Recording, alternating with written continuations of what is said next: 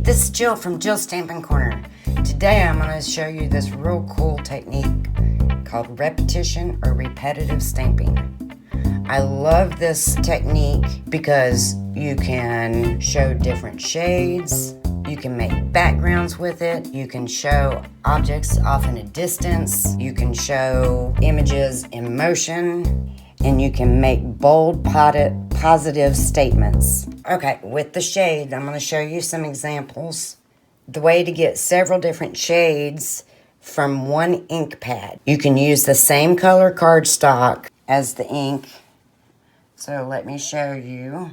We've got Old Olive cardstock, and I'm using Old Olive ink.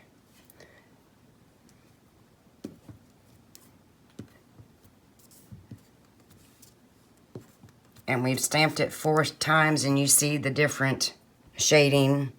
And you can also use a coordinating ink. I'm now going to use Pear Pizzazz with the on the Old Olive cardstock.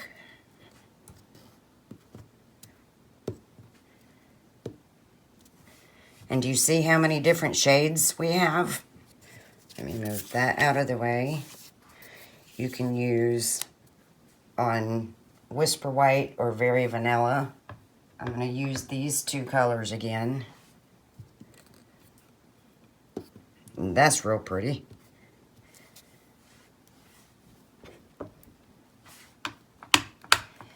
But you can see the different shading.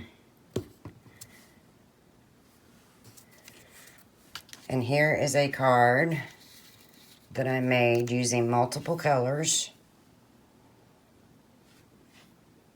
That's one color, our second color, our third color, but we have 9 different colors. Okay, next let's talk backgrounds. It's really a cool way to create backgrounds. You can use Very Vanilla or Whisper White cardstock, and you just ink up.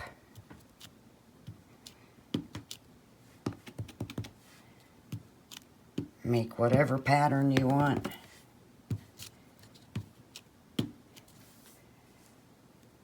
Got a cool background there. Again, you can use the same color ink as cardstock.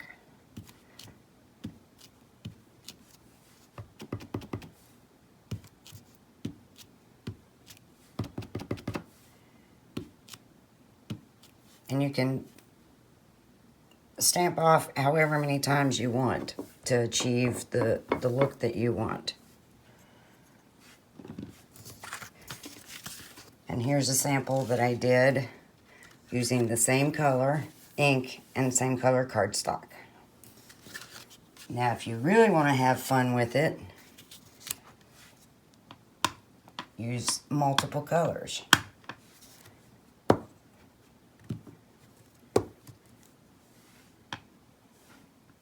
And you can use multiple images.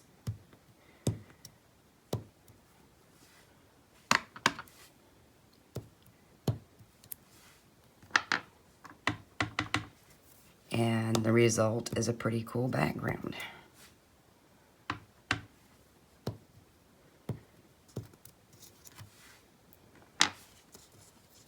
And here's an example that I did. And you see the different shades and different design. Another awesome thing that you can do with the repetitive or repetition technique is you can make stuff look like off in the distance. Check this out.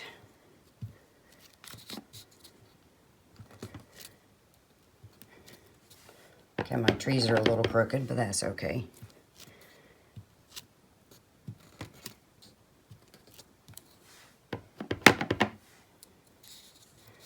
I'm going to stamp that off.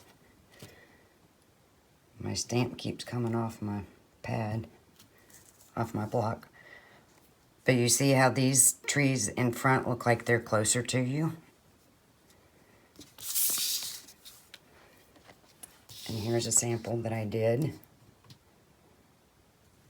Isn't that so cool? These trees are so close and then go back in the forest and they get further and further away. With this technique, you can create things in motion. I think it's totally cool. Watch. I'm using a little ladybug, and she's going to be walking away from us.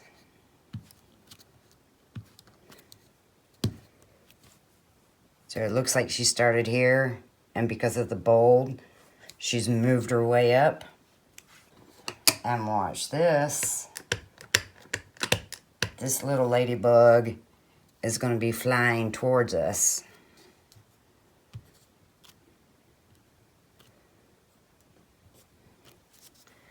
See how it's off in the distance and then she's right there. So I created a couple of samples. Here's the little ladybug that's coming towards us.